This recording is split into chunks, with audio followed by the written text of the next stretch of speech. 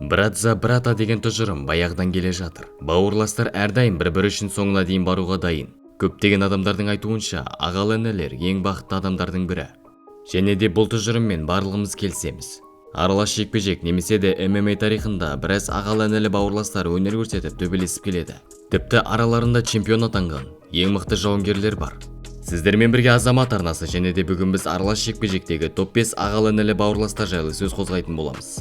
Бұл видео таза біздің субъективті ойымызша жасалған, және де сіздердің ойларыңызбен сәйкес келмеуі мүмкін.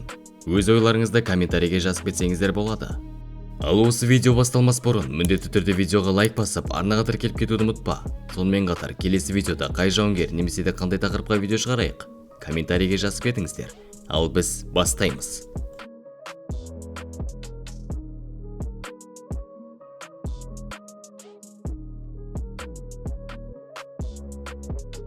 Топымызды ашып отырған, көшеде өскен, нағыз гангстерлер Нейт және де Ник Диас. Сөзсіз, осы екі бауырлар ММА тарихындағы ең белгілі және де атышулы ағайындылар. Ник және де Нейт Диастар нағыз олдскулды жауынгерлер. Үлкені Ник Диас UFC және де ММА тарихындағы ең басты және де жұлдызды жауынгерлердің бірі. Кезінде аттары аңызға айналған WEC және де Strikeforce промоушендерінің чемпионы. Төбелес тәсілі әдемі болмаса да, батырлық рухқа толып, соққылармен және де күресінің арқасында көзге түсе бастады. Сонымен қатар гангстерлік трэш-токты жақсы қолданып, 2000 жылдарда мыңдаған жанкүйерлердің махаббатына шомылды. Ал Нейт Диас ұзақ уақыт бойы ағасының көлеңкесінде жүріп, қандай да бір жетістікке жете алмай жүрген болатын. The Ultimate Fighter реалити шоуының 5 маусымында жеңімпаз атанып, UFC промоушенмен келісімшартқа қол жеткізді. Дегенімен, әр жекпе-жегінде уақытынан ерте жеңіске жетіп, біраз рет чемпиондық белбеу үшін төбелескен еді. Алайда, Конор Макгрегормен өткізген екі жекпе-жегінің арқасында UFC-дің басты жұлдыздарының біріне айналды.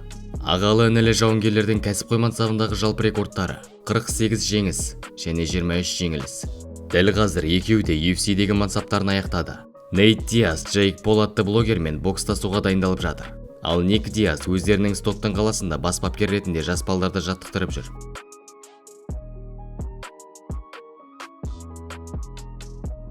Келесі орында көршілес Ресейден шыққан ағайынды Емельянкалар. Үлкені Федор Емельянка және де кішісі Александр Емельянка. Соңғы император атты лақабатымен бүкіл әлемге әйгілі атаңызға айналған Федор ұзақ уақыт бойы Strikeforce және де япондық Pride промоушендерінің патшасы болып жүрді. Сол кездегі ауыр салмақтың ең үздік жауынгерлерін сындырып келді. Өзінің әмбебап төбелес тәсілі және де мызғымас мінезімен көзге түсетін. Сөзсіз, сіздердің әкелеріңіз бен аталарыңыз үшін Федор ең үздік жауынгерлердің бірі. Александр Емельянка ағасы Федорға қарағанда октагонның сыртында жасаған қателіктерімен әлемге әйгілі болды. Алайда Александр де Pride промоушенде шулатып, біраз жақсы жауынгерлерді сындырып келді. Кейін біраз ауыр қателіктер жасаған болатын. Есірткі қолданып, ішімдікке беріліп, түрмеге де отырып келген. Осының кесірінен Федор Емельянка інісі Александрмен қатынасты аяқтап, ол мен үшін өлді деген болатын. Екі жауынгердің рекорды 67 жеңіс пен 13 жеңілісті құрайды. Ең қызығы, көптеген аналитиктер, бапкерлер мен эксперттердің айтуы бойынша, екі ағайындылардың ішіндегі ең талантты және де болашақта үздік чемпион атанады деп Александр Емельянка жайлы айтқан болатын. Бірақ барлығымыз білетіндей, қанша жерден талант болғаныңмен тәртіппен ауыр жұмыссыз сен ешқандай жетістікке жете алмайсың.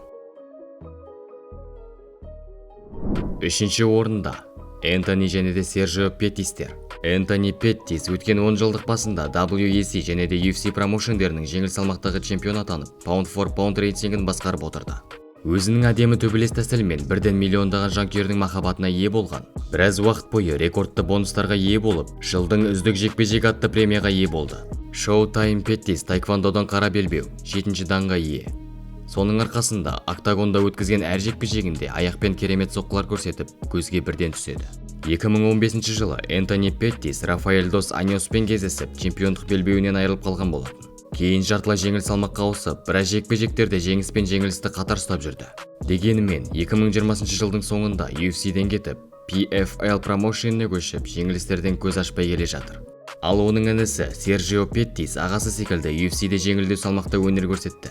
Ағасы секілді таэквондодан қара белбеуге ие. Сержио UFC-дің аса жеңіл салмағының бұрынғы чемпиондары Брэндон Морено және де Жозеф Бенавидесті жеңген болатын. Алайда кейін Генри Сехуда, Роб Фонт және де Жуси Формигадан жеңіліс тапты. Кейін біздің танысымыз Тайсон Немді ұтып, UFC-мен келісімшартты ары қарай созбай, Bellator промоушеніне ауысқан еді. Осы жерде жеңілдеу салмақтың чемпиондығына қол жеткізіп, қатарынан 5 жеңіске жеткен болатын. Дәл қазір Сержио Петтис Беллатордың Pound for Pound рейтингінде 4-ші орында орналасқан.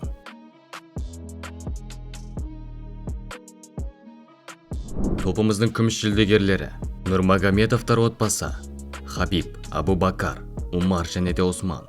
Нурмагомедов тегін естігенде ойымызға бірден Хабиб түседі. Мұсылман бауырымыз 29-0 рекордына қол жеткізіп, UFC чемпионы ретінде бірде-бір рет жеңіліп көрмей мансабын аяқтаған болатын. Көптеген жанкүйерлер үшін Хабиб UFC тарихындағы ең үздік жауынгер. Дәл қазір Хабиб марқұм әкесі Абдулманап Нурмагомедовтың атындағы жекпе-жек командасын басқарып, айналасындағы жауынгерлерді дайындап, дәріптеп, бапкер рөлін атқарып жүр. Сонымен қатар бизнеске көңіл бөліп, барлығымыз ішетін Gorilla энергетигінің акционері және де Eagle FC промоушенның бастығы. Біраз уақыт бұрын Хабиб UFC-дің құрмет тақтасына қосылған болатын. Хабибтен кейінгі Абубакар Нурмагомедов UFC промоушенде өнер көрсетеді. 17-де 4 рекордына ие және де жеңістер мен жеңілістерді қатар ұстап келе жатыр. Кейін Умар Нурмагомедов UFC-дің жеңілді салмағында өнер көрсетіп, рейтингте 11-ші орында орналасқан. Біз Умар туралы арнайы топ 5 болашақ UFC чемпион атты видеомызда айтқан болатынбыз. Кіріп қарап кетсеңіздер болады. 16-0 рекордына ие және де жақын уақытта чемпиондыққа басты үміткерлігі үшін Кори Сентхагенмен кездеседі. Ал Усман Нурмагомедов Беллатор промоушенның жеңіл салмақтағы чемпионы. Усман ағасы Умар секілді күреспен муайтайды жақсы меңгерген. Соның арқасында әмбебап жауынгер ретінде кез келген қарсыласын соққылармен сындырып, партерде мышып келеді. Бірде-бір рет жеңілмей 17-0 рекордына ие.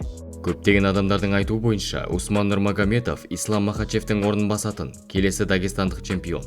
Сондықтан Усманға сәттілік тілейміз. Және де топымызды басқарып отырған Грейси отбасы. Бразилдік джиу-джитсу деген тұжырымды және де спорт ретінде 100 жыл бойы дамытып келе жатқан осы Грейси отбасы. Отбасында MMA-мен айналысатын шамамен 200 еркектер мен қыздар бар. MMA-ге алғашқы болып 90-шы жылдары Хойс Грейси келген болатын. Сол кезде UFC-дің алғашқы турнирінде 3 жекпе-жек өткізіп, барлығын сабмишнмен ұтқан болатын. Кейін ұзақ уақыт бойы UFC-де оған ешкім қарсы тұра алмады. Уақыт өте келе Хойстың орнына бауыры Хиксон Грейси келіп, ол да біраз уақыт бойы чемпион атанып жүрді.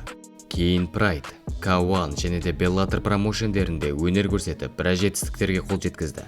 Аралас жекпе-жекте өнер көрсетіп, көптеген промоушендердің чемпионы атанды. Жалпы барлығының кәсіпқой рекордын санау қиын. 500 жеңістің үстіне шығып кеткен Грейси отбасы біздің топымызда басқарып отыр. Осымен біздің видео соңына дейін жетті. Видеоны соңына дейін қарағандарыңыз үшін рахмет. Міндетті түрде лайк басып, арнаға тіркеліп кетуді ұмытпаңыздар. Сонымен қатар келесі видеода қай жауынгер жайлы немесе де қай тақырыпқа видео шығарайық? Комментарийге жазып кетіңіздер. Сіздермен бірге болған Азамат арнасы. Сау саламатта көріскенше сау болыңыздар.